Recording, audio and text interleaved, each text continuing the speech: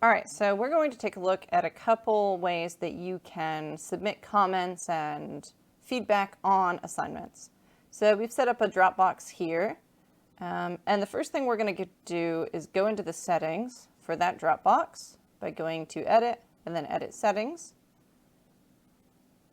waiting while it loads, and then go down to Feedback Types. And you can check or uncheck any of these. I'm going to check all of them just so that I can demonstrate what they all do. And we'll go ahead and save and return to course. We'll go into the assignment. And you can see I've submitted something. And I'm going to hit grade. Go over to my submission. All right. So we have two different types of feedback comments we can leave. We can leave feedback up here, or we can leave feedback over here.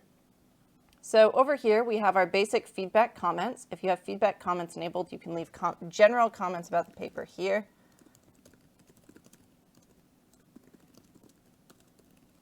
So these don't actually appear anywhere on the actual paper, but they're going to be feedback that the student will see in the gradebook.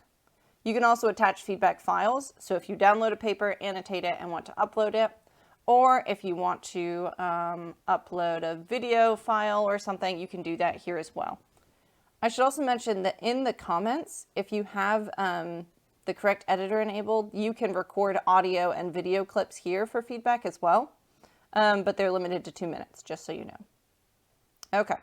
Then over here, we have a couple different settings. This will allow us to search in this. This will make it full screen. We can undo and redo. Oh no, these are rotate, sorry, they've changed them. This rotates it 90 degrees, rotates it, so if it's flipped. Over here is where you have the ability to change the color of your comment box, and then this is your comment box. So if I want to leave a comment on the paper, I'm going to click on this comment box, and then I'll just drag out a comment right here.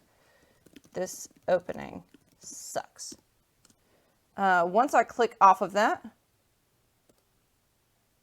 you'll notice it shrinks. Then when I hover over it, I can see it. But the reason that it hides like that is so that it doesn't cover up. You see, if it stayed open, it would cover up the words below it. And so it sort of hides and shows the student that there is a comment there, and they can click on that to open it. I can double click on that. If I don't want this, I can go over to this little box here, and I can delete that comment. That's true for anything. So right here, I have this little pen tool where I can scribble on things. If I go back to the arrow now and I click on that, I can delete that as well. You can draw lines, boxes, circles. We can highlight things. You can only highlight in straight lines. You can't like drag out, okay? This changes this little blood drop here. Changes the color of the annotation you're doing. So if red is too negative for you, you can change that to blue, and then it will highlight in blue or scribble in blue, that sort of thing. All right, we also have stamps over here. This is your stamping tool, and then over here you can choose what stamp you want to use. There is a red X for those who are very negative, and then there are check boxes for those comments that are great. You can also do disappointed faces, and happy faces, of course. And like I said, any of those can be deleted by going and clicking on the little arrow, select what you want, and then delete that. It's a little time consuming if you've made a lot of comments like I did and you scribbled all over the paper just to test things, but that's the only way to delete things. All right, when you're finished annotating it, you can go on to the next page. You can annotate that page as well. You can give them a grade over here. And then you can save changes and show next.